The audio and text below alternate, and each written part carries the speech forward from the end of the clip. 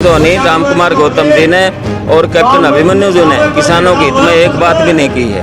ये जो किसान, जो एक किसान के लिए मौत का फरमान है, उसकी बर्बादी का फरमान है, उसके बारे में वो सत्ता से चिपके बैठे हैं। मैं उनको बात बता देना चाहता हूँ कि उनको सत्ता की बुलंदियों पर ले जाने वाला किसान था, लेकिन आज वो किसानों की बात नहीं करते। किसानों के जो है गुलामी की तरफ बढ़ाया जा रहा है, किसान बर्बादी की तरफ बढ़ रहे हैं। उनको बता देना चाहता हूँ मैं, आप लोगों के, आप जिन लोगों ने आपको आसमान में बिठाया था वही आपको मिट्टी में मिलाना भी जानते हैं। ये उनका चर्चा में बने रहने का तरीका है।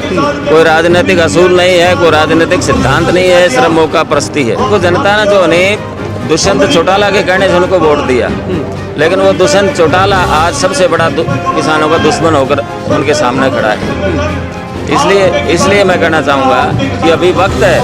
हरियाणा प्रदेश की भाजपा सरकार उनके कंधों में खड़ी हुई है और वो किसान की कब्र खोद रहे हैं। आप आइए, आपकी रगों में चौधरी देवीलाल का खून आप बता रहे हैं, लेकिन चौधरी देवीलाल के लिए तो वो कहते थे मुख्यमंत्री होते हुए भी मैं पहले किसान हूँ, उसके बाद मुख्यमंत्री।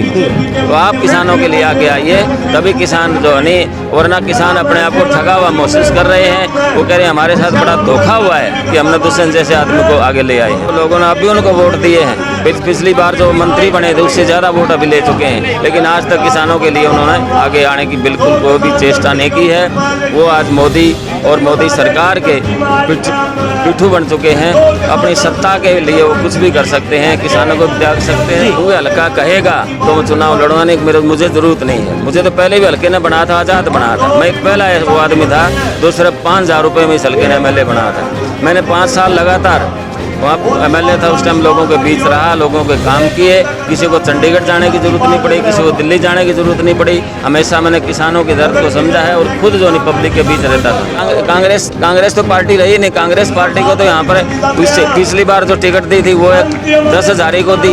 इस बार ऐसे जो डम्मी कैंडिडेट था उसको सिर्फ 882 वोट लिए, उसको टिकट दे दी उन्होंने। तो कांग्रेस तो यहाँ खत्म है। कांग्रेस कहाँ है यहाँ? कांग्रेस को नीचा दिखाने की जरूरत नहीं, कांग्रेस तो खुद अपने आप को नीचा दिखा रही है। नारनौंद के लोगों इनको जो है घुसने नहीं देंगे पब्लिक के अंदर। आज ये इन्होंने फैसला कर लिया है कि राम कुमार गौतम को और अभिमन्यु को, कैप्टन अभिमन्यु को हल्के में जो है उनकी वो हिम्मत है तो करके दिखाए ना, आगे दिखाए। चलो, घुसने नहीं देंगे। बीजेपी जो है एक सांप्रदायिक पार्टी है, एक प्रोपेगेंडिस्ट है। हकीकत में धरातल में कुछ कर नहीं रही। सिर्फ वो लोग हैं कि आप एक झूठ को 100 बार बोलो वो सच हो जाती है। आप देख रहे हैं हरियाणा न्यूज 24, जहां हर खबर मिले सच के साथ। नमस्कार, स्वागत आपका हरियाणा न्यूज 24 पे। मैं हूं मुन्ना लांबा, मेरे सहयोगी हिमांशु लांबा के साथ। हम मौजूद आज नारनौद और नारनौद के माजरा प्याऊ गाँव में है और यहाँ पे बहुत बड़ी एक सभा का किसानों ने आंदोलन आगे की रणनीति बनाने के लिए किया गया है। तो मेरे साथ एक बीजेपी छोड़ने वाले विधायक हैं, पूर्व विधायक हैं राम भगत शर्मा जी, और नारनौद से विधायक रह चुके हैं ये और निर्दलीय विधायक थे जी। राम भगत शर्मा जी, आपका हरियाणा न्यूज़ 24 पर बहुत बहुत स्वागत है। धन्यवाद जी।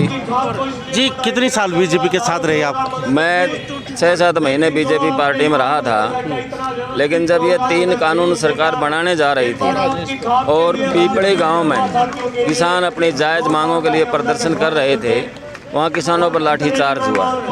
और उसके बाद जो है जो प्रेसिडेंशियल ऑर्डर से, अध्यादेश से जो 3 कानून लेकर आई बीजेपी सरकार, उनका कानून जो बनने जा रहा था पार्लियामेंट में, मैंने हरियाणा बीजेपी के हरियाणा के जो नेता थे उनसे पूछा कि ये कानून जो है किसान विरोधी कानून, आप इसमें ये क्यों जो है इसकी खिलाफत क्यों नहीं करते? अपना कोई फ़ायदा बताइए।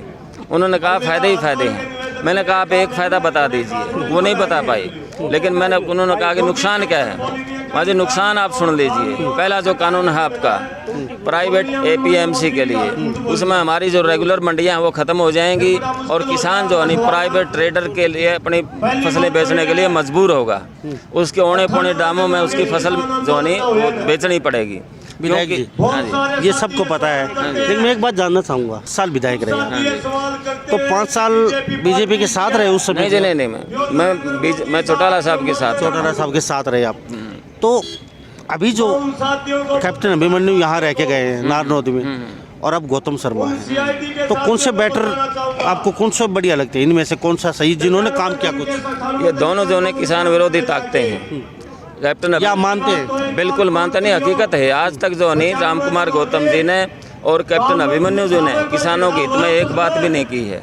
ये जो किसान, जो एक किसान के लिए मौत का फरमान है, उसकी बर्बादी का फरमान है, उसके बारे में वो सत्ता से चिपके बैठे हैं। मैं उनको बात बता देना चाहता हूँ कि उनको सत्ता की बुलंदियों पर ले जाने वाला किसान था, लेकिन आज वो किसानों की बात नहीं करते। किसानों के जो है गुलामी की तरफ बढ़ाया जा रहा है, किसान बर्बादी की तरफ बढ़ रहे हैं। उनको बता देना चाहता हूँ मैं, आप लोगों के, आप जिन लोगों ने आपको आसमान में बिठाया था, वही आपको मिट्टी में मिलाना भी जानते हैं। बिल्कुल राम भगत जी, आप विधायक रहे और विधायकों को अच्छी तरह जानते हैं, सरकार के काम को अच्छी तरह जानते हैं, सरकार में भी रह चुके हैं आप। तो अभी रामकुमार जो गौतम है यहाँ से वोट लेके निकले, कभी तो वो जाटों पे टिप्पणी करते हैं, कभी वो शेड्यूल कास्ट पे टिप्पणी करते हैं, कभी वो नए नए वर्ड निकाल के लेके आते हैं, खोपर पता नहीं क्या क्या क्या क्या। तो आपको लगता है अब तक उन्होंने इसमें किसानों के जो आंदोलन चल रहा है इसमें कोई भी टिप्पणी नहीं की, लेकिन वैसे वो उल्टी सीधी बातें करके आप अगर देखते हैं कई बार वो चर्चा में बने रहते हैं, तो क्या ये उनका चर्चा में बने रहने का तरीका है?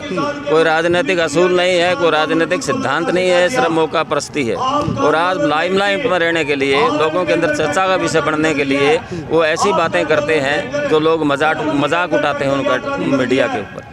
तो क्या लगता है जनता की भूल थी नारनौद की विधानसभा की? देखो, जनता ने जो नहीं दुष्यंत चौटाला के कहने से उनको वोट दिया, लेकिन वो दुष्यंत चौटाला आज सबसे बड़ा किसानों का दुश्मन होकर उनके सामने खड़ा है। इसलिए मैं कहना चाहूँगा कि अभी वक्त है, हरियाणा प्रदेश की भाजपा सरकार उनके कंधों में खड़ी हुई है और वो किसान की कब्र खोद रहे हैं। आप आइए, आपकी रगों में चौधरी देवीलाल का खून आप बता रहे हैं, लेकिन चौधरी देवीलाल के लिए तो वो कहते थे मुख्यमंत्री होते हुए भी मैं पहले किसान हूँ, उसके बाद मुख्यमंत्री हूँ। तो आप किसानों के लिए आगे आइए, तभी किसान जो नहीं, वरना किसान अपने आप को ठगा हुआ महसूस कर रहे हैं। वो कह रहे हैं हमारे साथ बड़ा धोखा हुआ है कि हमने दुष्यंत जैसे आदमी को आगे ले आए हैं। ये हमारे साथ राम भगत शर्मा जी बने हुए नारनौद विधानसभा क्षेत्र से बीजेपी पार्टी को छोड़ के और किसानों के साथ कंधे से कंधा मिला के चल रहे हैं ये, और इन्होंने पूरी बगावत की है बीजेपी के खिलाफत और हमेशा बीजेपी के अगेंस्ट रहते हैं। लेकिन किस समय ये बीजेपी की पार्टी को सींचा है, तो बीजेपी पार्टी ऐसी क्या अच्छाई लगी जिस समय साथ हुए और एकदम आपने छोड़ दिया? कोई अच्छाई नहीं थी। तो फिर मैं सिर्फ अपने हल्के के विकास के लिए, यहाँ का जो कैंडिडेट था अभिमन्यु जी, उसने कहा गुरुजी मैं जो है हल्के का विकास के काम शुरू कर रखे हैं और मैं विकास करवाऊंगा, वो स्कीमें हमारी अधूरी रह जाएंगी। मैंने इसलिए थोड़ा सा उधर से कांग्रेस से मेरी टिकट कट चुकी थी, तो इसलिए मैं समझा चलो भाई हल्के में जो थोड़ी बहुत विकास के काम हो रहे हैं आगे होते रहें, और वो हो सकता है जीत का दोबारा वित्त मंत्री बनेगा। लेकिन अब जो उन्होंने लोगों की आशाओं पर पानी फेरा है, वो लोगों ने अभी उनको वोट दिए हैं। पिछली बार जो मंत्री बने थे उससे ज़्यादा वोट अभी ले चुके हैं, लेकिन आज तक किसानों के लिए उन्होंने आगे आने की बिल्कुल कोई भी चेष्टा नहीं की है। वो आज मोदी और मोदी सरकार के पिट्ठू बन चुके हैं। अपनी सत्ता के लिए वो कुछ भी कर सकते हैं, किसानों को भी त्याग सकते हैं, तो मेरा वर्ग को भी छोड़। जी राम भगत शर्मा जी, नारनौद से विधायक रह चुके आप, तो कहीं ऐसा तो नहीं है कांग्रेस में आपकी दाल नहीं गली और बीजेपी में नहीं गली और चौटाला भी नहीं गली, तो आपने सोचा चलो इनको सबको टाटा बाय बाय कर देते हैं और किसानों के साथ चलते हैं और आने वाले चुनाव में आपको अपना फायदा हो जाएगा? मेरी कोई राजनीति नहीं। मैंने शुरू दिन जिस दिन पार्टी और राष्ट्रीय मीडिया में, स्टेट मीडिया में क्लियर ही कहा था, मेरी कोई राजनीतिक पार्टी नहीं है। मैं एक छोटा किसान हूँ और किसानों का जो दर्द मैं समझता हूँ। मेरे किसानों ने मुझे जो नहीं पढ़ा लिखा के प्रोफेसर के लायक बनाया था। मैं प्रोफेसर था पहले कॉलेज के अंदर इंग्लिश डिपार्टमेंट में, और मैं चाहता हूँ कि किसानों के प्रति मेरा ऋण है। मेरे हर खून का कचरा, मेरे तन मन धन से मैं किसान आंदोलन में मदद करूँगा। मेरी कोई राजनीति नहीं है। पहले भी मुझे लोगों ने आज़ाद बनाया था, आगे मैं चुनाव लड़ूंगा न लड़ूंगा उसके बारे में अभी कुछ नहीं कह सकता। मैं सिर्फ किसानों की लड़ाई लड़नी है। कहीं ऐसा तो नहीं है आपका कि पार्टी छोड़ी आपने? अभी किसान आंदोलन चल रहा है पूरे हरियाणा में, हम देख रहे हैं कई नेता कई जगह अपनी राजनीति चमकाने में लगे हुए हैं किसानों के साथ, और कह रहे हैं कि आने वाला कभी भी चुनाव हो सकता है। सिचुएशन बहुत गंभीर चल रही है हरियाणा की, यह आपको पता है, पूरी जनता को पता है, सब नेताओं को। सरकार उठा पटक चल रही है, कभी भी कुछ भी हो सकता है। कहीं ऐसा तो नहीं है आप भी अपनी राजनीति चमकाने में लगे हो? नारनौद हल्के से किसान अभी देख रहे हैं सभी आपको। कोई राजनीतिक स्वार्थ मेरा यहाँ पर नहीं है। मैं कह रहा हूँ हल्का कहेगा तो मैं चुनाव लड़ूंगा नहीं, मुझे जरूरत नहीं है। मुझे तो पहले भी हल्के ने बनाया था, आज़ाद बनाया था। मैं एक पहला वो आदमी था जो सिर्फ 5,000 रुपये में इस हल्के ने MLA बनाया था। मैंने 5 साल लगातार वहाँ MLA था उस टाइम, लोगों के बीच रहा, लोगों के काम किए, किसी को चंडीगढ़ जाने की ज़रूरत नहीं पड़ी, किसी को दिल्ली जाने की ज़रूरत नहीं पड़ी। हमेशा मैंने किसानों के दर्द को समझा है और खुद जो नहीं पब्लिक के बीच रहता था मैं। चंडीगढ़ सिर्फ 2 दिन जो हमारी मीटिंग होती थी असेंबली की, जो पब्लिक अकाउंट्स कमेटी की, उसको अटेंड करने के लिए जाता था। मेरा कोई राजनीतिक स्वार्थ नहीं है इस आंदोलन के पीछे। राम बागी शर्मा जी, बीजेपी में कितने साल रहे?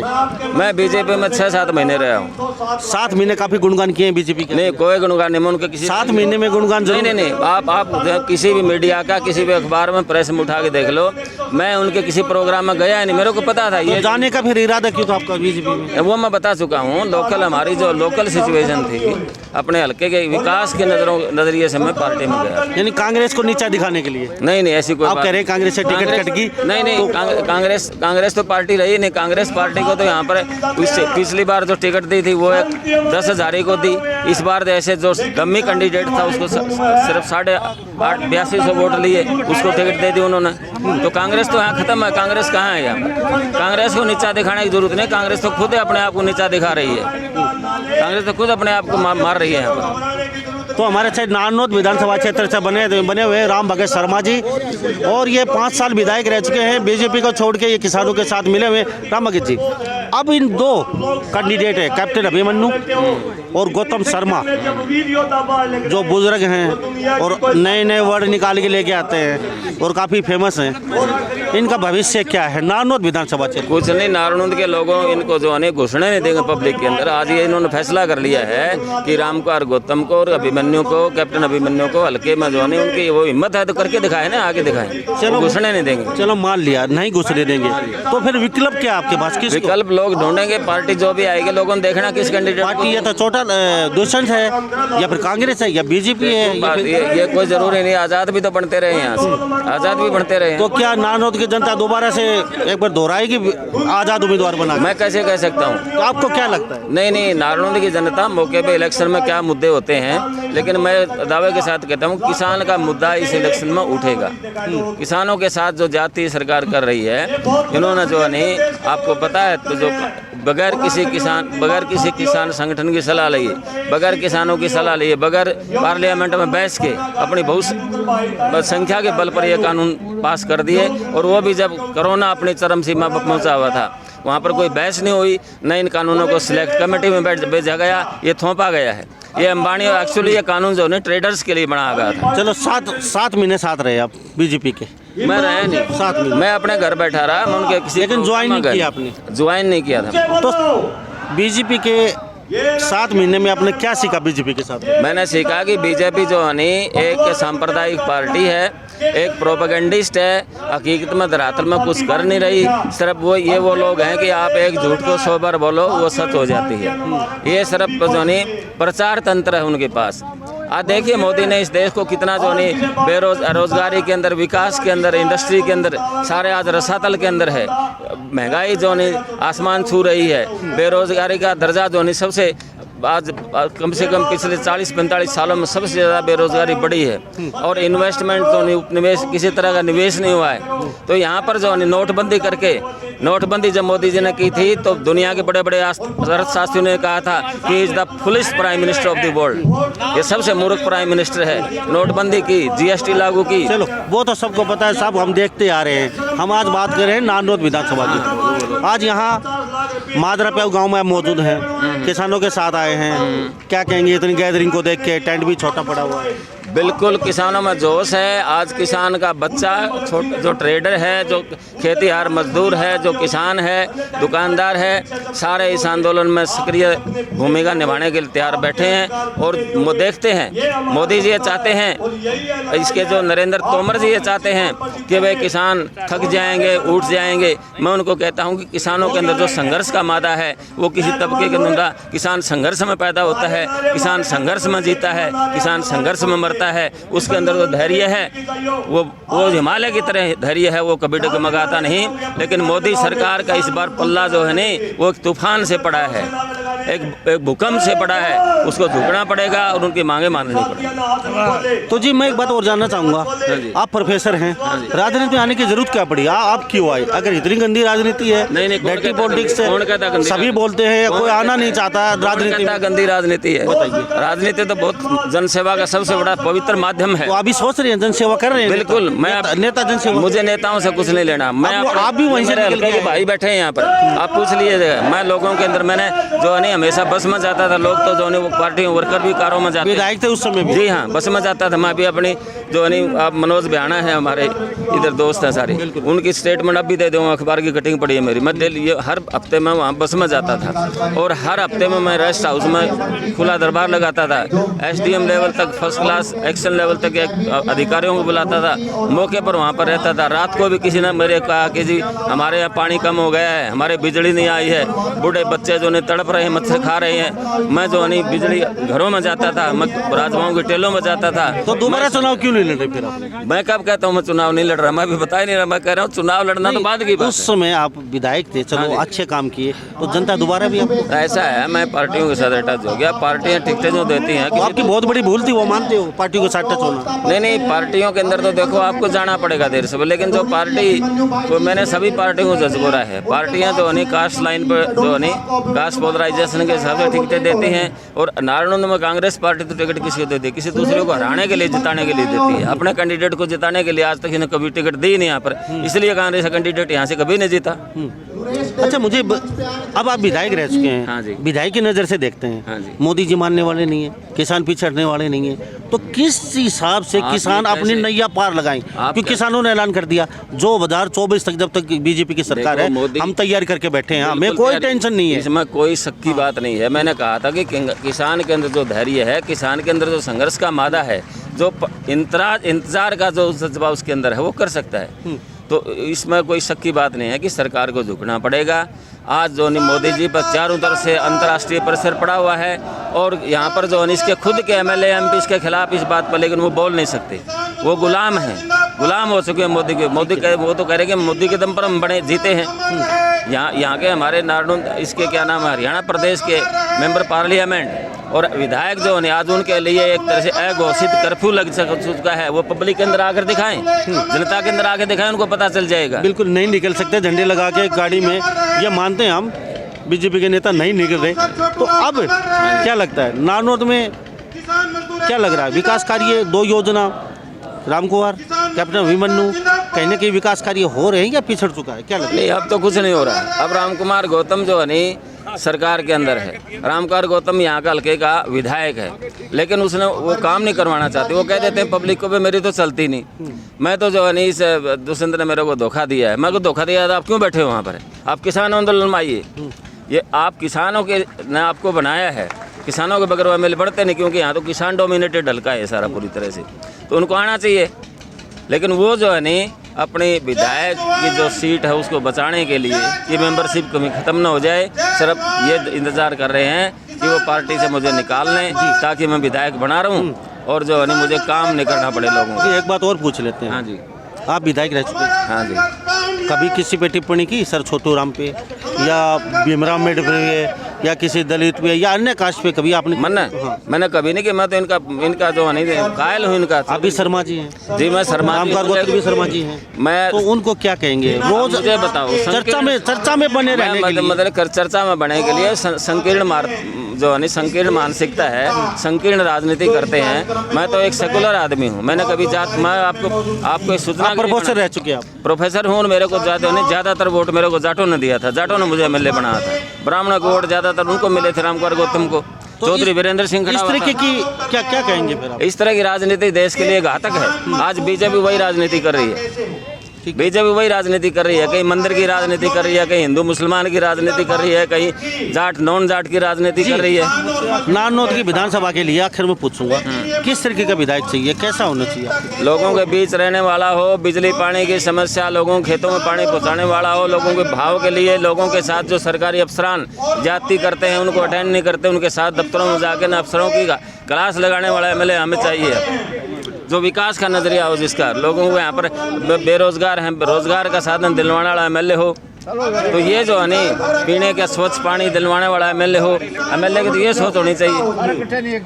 तो आने वाला इन विधायकों के लिए काफ़ी विकट और मैं काफ़ी कहने इनका भविष्य ये तो खत्म हो चुके हैं, मैं खत्म हो चुके हैं। ये लोग इनको किसी कीमत पर बर्दाश्त नहीं करेंगे। वो आपको या किसी भी अननोन आदमी को एमएलए विधायक बना सकते, लेकिन इनको नहीं बनाएंगे। इन दोनों को विधायक नहीं। बिल्कुल सवाल ही नहीं पैदा होता। मैं प्रोफेसर भी हूँ, मैं इतना दूरदर्शी तो मैं हूँ। तो टिकरी बॉर्डर, ढासा बॉर्डर, गाजीपुर बॉर्डर सब जगह जा चुके आप कभी? मैं मैक्सिमम टिकरी बॉर्डर पर गया हूँ। टिकरी बॉर्डर पर वहाँ कई बार एड्रेस कर चुका हूँ। वहाँ पर जो मेरे हल्के के जो 50-60 जो अलग अलग टेंट लगे हुए हैं, पंचायतें बैठी हैं गाँव की, उनसे मिल के आता हूँ। जो भी मेरी सामर्थ्य के हिसाब से मदद भी करता हूँ, चाहे दूध की है, पानी की है, अनाज की है, या जो भी मदद मुझे से मांगते मैं करता हूँ। तो थैंक यू साहब हमारे साथ बातचीत के लिए। धन्यवाद आपको भाई साहब। तो हमारे साथ ये नीली पगड़ी पहनाई राम कुमार शर्मा, राम भगत शर्मा जी बने होते और ये प्रोफेसर रह चुके हैं और हजारों बच्चों को ये पढ़ा चुके हैं, इंजीनियर डॉक्टर बना चुके हैं और ये आज आईएएस वगैरह बहुत काफ़ी लोग निकल चुके हैं। और ये 5 साल नारनौद विधानसभा क्षेत्र से विधायक रह चुके हैं और बस में सफ़र करते थे, बता रहे हैं, और 24 घंटे नारनौद विधानसभा में ही रहते थे। इन्होंने कहा कि बीजेपी को छोड़ के मैंने बहुत बढ़िया डिसीजन, बहुत अच्छा काम किया है और किसानों के साथ कंधे से कंधा मिला के चल रहे हैं। और टिकरी बॉर्डर पर खास पर ये बैठे रहते हैं और आज जो कुछ इनसे हो पाता है ये उनके लिए, किसानों के लिए कर भी रहे हैं। कहने के आने वाला समय इन 2 विधायकों के लिए नारनौद विधानसभा क्षेत्र से बहुत घातक रहेगा। तो इन्हीं सब बातों के साथ मैं मुन्ना लांबा, मेरे सहयोगी हिमांशु लांबा के साथ हरियाणा न्यूज़ 24। नमस्कार, जय हिंद। आप देख रहे हैं हरियाणा न्यूज़ 24, जहां हर खबर मिले सच के साथ।